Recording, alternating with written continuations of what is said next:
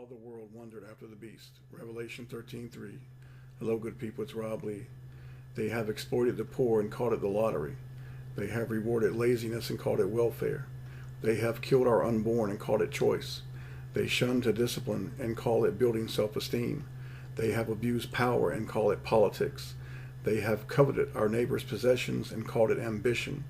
They have polluted the air with profanity, pornography, filth, hate, and violence, and called it freedom of expression. Yet when we criticize them for their evil behavior, they call it hate speech. You and I are currently being muffled and censored because we are on the right side of this war. We are currently witnessing the final suppression of free speech. Those who speak or write critically are called evil, haters, and dissenters. Yet these same enemies of Jesus Christ can threaten our lives, and it is socially acceptable. In fact, it is encouraged. The loss of the ability to speak freely is the crux of a complete takeover of the United States, Canada, the UK, all of Europe, Scandinavia, Australia, South Africa, New Zealand, and Russia. However, as I've said many times, all this is part of the Father's plan to chastise and refine his family, whom are called Jacob Israel.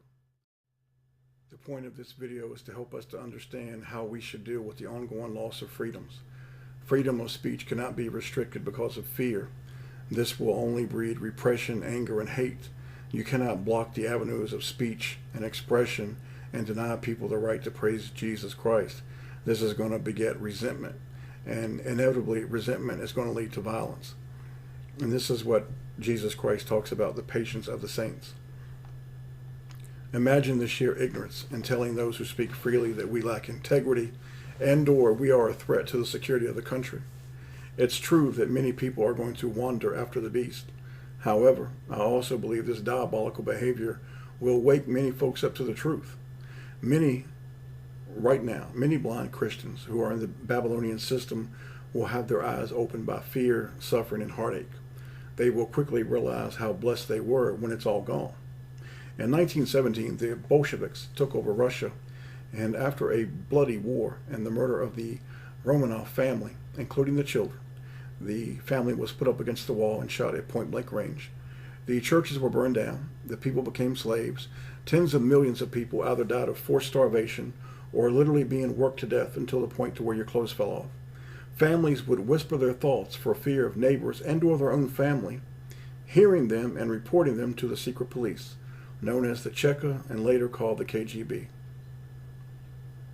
Now, folks, these people had no internet. They had no cell phones. They had no technology.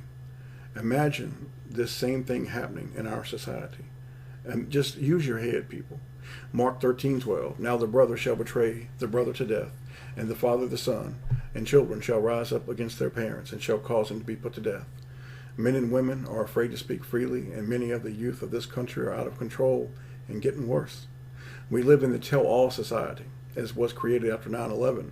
The Patriot Acts of 1 and 2 removed many of our freedoms, but it also started the snitch culture, the indoctrination of the if you see something, say something culture. And this started with our children being told to watch their parents, family, and friends. 9/11 also happens to be the verse of the king of the bottomless pit in Revelation, and the day that I took ill less than 2 months ago. In my video, the Synagogue of Satan's Entertainment Agenda, I told you the battlefield is for your mind. If you capture the mind, the body will follow. It's psychological warfare at the highest level. And this psychological warfare happens in stages, and they are this. 1, demoralization. The people have to be demoralized. 2, destabilization. What a family can do now is nothing compared to what they could do just 30, 40, even 50 years ago, when a dad could work, take care of the mom, 3 or 4 children, go on vacation and put his children through school. That's unheard of now. Crisis. Well, we have a crisis every day in the United States. Most of it is made up, but we have a crisis nonetheless. 4, normalization. It has to be normal to the people. They have to accept it as normal. This is everyday life, and they like it. What this does, folks, is that it attacks the very heart of who you are. And it attacks your religion, your education, but it attacks your culture. And this devastation to our societies are profound. And right now, the dumbing down and the re-educating of America, folks, It's at its peak, and it's been going on for about 70 years. And the outlook, the ideology, and the personality of all Western cultures has changed. Most folks in Western cultures now can no longer recognize their own countries. The end goal is to have a nation of people who are unable to assess true information, people who can no longer think or reason, a nation of zombies who will worship the devil and not ask any questions. The destruction of our nations has been well orchestrated. The Western culture countries have done exactly as was prophesied. They have denied the Father, and they have denied Jesus Christ. And for this betrayal, the punishment will be swift and it will be sure. Not for all. Some may be found worthy to escape, some may not. And some may be called to glorify our Father in the way that He chooses. I want to take your attention now to Matthew 23:33, the words of Jesus Christ. And there's nothing more powerful than the words of Jesus Christ. Jesus Christ says, "Ye serpents, ye generation of vipers, how can ye escape the damnation of hell?" Now the word generation comes from the word Genesis, genes, genetics, and genealogy. And Jesus is saying they are a family or a race of the devil. Now if we backtrack, Jesus says in Matthew 10:16, "Behold, I send you forth as sheep in the midst of wolves. Be ye therefore wise as serpents and harmless as doves." So he sends us forth, and he was talking to the apostles, but this is his whole flock, as sheep, which is us, in the midst of wolves. Wolves will try to destroy you. And he tells us to be harmless. Don't be violent and crazy, but be ye therefore wise as serpents. Now he tells us who the serpents are. He tells us to be as smart as they are. Does that mean book smart? No. What he's talking about is our spiritual discernment is supposed to overcome what they do, and it will. To be wise as a serpent, folks, is you have to understand what Jesus Christ is saying. It's a way of living. It's knowing when to speak and how to speak it. It's knowing what to say and what not to say. This doesn't mean being cowardly. It simply means when the Spirit of the Almighty Father lives in you, you will understand there's moments to talk, there's moments not to talk. There's things to say and not to say. This doesn't mean that we're cowardly or that we're backing down. It means that we have to pick and choose our moments, just as Jesus Christ did. If we follow Jesus Christ and see what Jesus Christ did, he set the example of how to deal with the same monsters because he dealt with them 2,000 years ago. Now, many good folks have good intentions, but they simply do not have the wisdom and the temperament to confront the evil of this world with facts. Their message gets lost in spewing so much hate that many folks cannot hear their message, and that's sad because many folks in our family, they have a lot of good things to say, but it has to be done the way Jesus Christ would want it to be done. To speak out against evil in these days and those that are coming, we must have the Father's protection. That's tantamount. We must have the Father's protection. We are told to follow Jesus Christ. Now, he defeated them with calm truth. Only once did Jesus become violent, and this was part of prophecy. He stormed the temple, he made a whip, and he removed the bankers. They were in his Father's house. He's Jesus Christ. We're not. When you comment on this channel or any social media, be wise as serpents. I'm not telling you to be cowardly, because if you start practicing cowardice, what will happen is you will insult your Father. Revelation 21:8. Your Father does not like a coward. These monsters know everything about you, man. They have recorded everything that you have done going back 30 and 40 years. Trust me, it's there. I have witnessed it, man. They know everything about you. There's no need to hide from it. Embrace the Almighty Creator, put your arms around him, and walk forward. Do not be afraid, but be wise as serpents. Wisdom must be balanced with temperament. And also, let me say this, choose your friends and your acquaintances very carefully. Proverbs 13:20. He that walketh with wise men shall be wise, but a companion of fools shall be destroyed. Wisdom, truth, and the right temperament are the way to make your point, folks. If we will do what's pleasing to our Father, he will bless us for it. Freedom of speech, we have to exercise it, or it will diminish, and it will get to the point that we'll be whispering just like the Russians did. And if we are thwarted in our attempts to speak freely, we can take this as a sign that we are on the right side of Jesus Christ. Folks, I've got 3 YouTube channels, and on each video I get now 300 or 400 views. Now there was a time I could reach 300 or 400,000, 1.8 million. What's the difference? Well, I'm obviously doing something that's pleasing to the Father, that's pissing off the devil. I mean, come on. And so if this happens to you, you're doing something right. And not just because I make videos, but even you with your comments or how you live in life.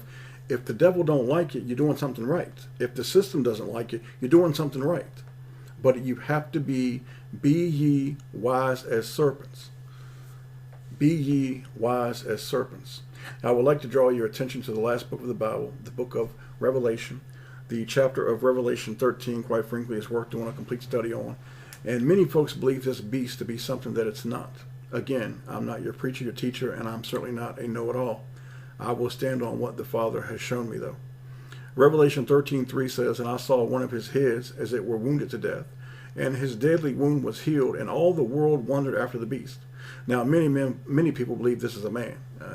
It's amazing the way people cannot distinguish between what is literal and what is symbolic in the Bible. And all the world wondered after the beast. Revelation 13:4 says, "And they worshiped the dragon, which gave power unto the beast. And they worshiped the beast, saying, Who is like unto the beast? Who is able to make war with him?" So all the world will wonder after this beast, and who is able to make war with him. Now, the him is not really a man. But now let's get to it, to identify this beast. Who can you not criticize and why? Now, the scriptures say, who can make war with this beast, meaning that this beast is all powerful. It has so much power you cannot make war with it. Well, the beast speaks to people daily. The tools are internet, Hollywood, TV, music, church, education, and the media. Who owns and controls and operates all these tools of the beast? Any questions? Now I want us to look at the behavior of the world and those close to us. You will see this behavior growing worse and worse with each passing day. And this is how the tribulation will be, folks. It's a woman giving birth. It's a process of time. And as she begins to have pains and soon the child will be delivered, this is how Jesus Christ taught us about the tribulation. Everything that is wrong will intensify. And if we pray and use our discernment, we can have a really good idea of when the birth will be, meaning the tribulation of this earth at its peak. 1 Timothy chapter 4. "Now the Spirit speaketh expressly that in the latter times some shall depart from the faith, giving heed to seducing spirits and doctrines of devils." Seducing spirits and doctrines of devils. Listen to me, brethren. That is the internet. That is the church. That is Hollywood. That is TV. Speaking lies and hypocrisy. What we just got through talking about, their hypocrisy is unmatched. Having their conscience seared with a hot iron. Walk into any 501c3 church or get on the internet, and you will find deception on a scale that is so broad and powerful that only a few elect will have the spiritual discernment to wade through the sewage and find the truth. This is rampant, folks, in all media, internet, education, and all entertainment. 2 Timothy chapter 3. "This know also, that in the last days perilous times shall come, for men shall be lovers of their own selves, covetous, boasters, proud, blasphemers, disobedient to parents, unthankful, unholy, without natural affection, truce breakers, false accusers, incontinent, fierce, despisers of those that are good, traitors, heady, high-minded, lovers of pleasure more than lovers of God, having a form of godliness, but denying the power thereof. From such turn away." From such turn away. Did not say you could save them. Did not say you're supposed to convert them, because you do not have that power. But it says they have a form of godliness. What does this mean? These are your churchgoers. They have some form of godliness, but they don't know the power of it. They simply cannot bring themselves to it. They're too busy worshiping Remphan. And it doesn't tell us to try to convert them. It tells us to go the other direction. Stay the hell away from them. On our journey, folks, we may take comfort. Listen to me, because many of you are going to suffer, and I have went through my own suffering, and I may go through more. I probably will. And my wife is going through her own suffering. Many of you have been through your own hell, and some of you are probably going through it now. And I love you for it, and I love you that you're here with me. Take comfort, folks, because men and women have came before us, and they have served as our examples. You have brethren, family, and ancestors who serve Jesus Christ, who serve your Father, Yahuwah, and they were mocked, scourged, tortured, imprisoned, stoned, beheaded, set on fire, fed to lions, and many wandered about the earth, destitute, sick, tormented. These are your brothers and sisters, and they have came before you, and they have suffered. We have the ultimate example in Jesus Christ.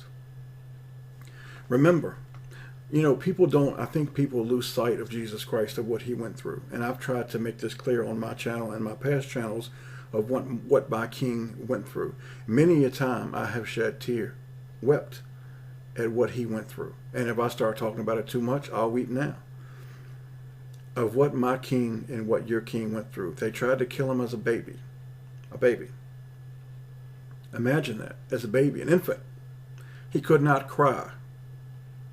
Your King and Redeemer could not cry because the soldiers were trying to kill him. The Canaanite, Edomite soldiers. Jesus Christ was beaten, mocked, held hostage, and murdered by suffocating to death. He sure as hell didn't have an easy life. And when he went up on the tree, he went for us. For us.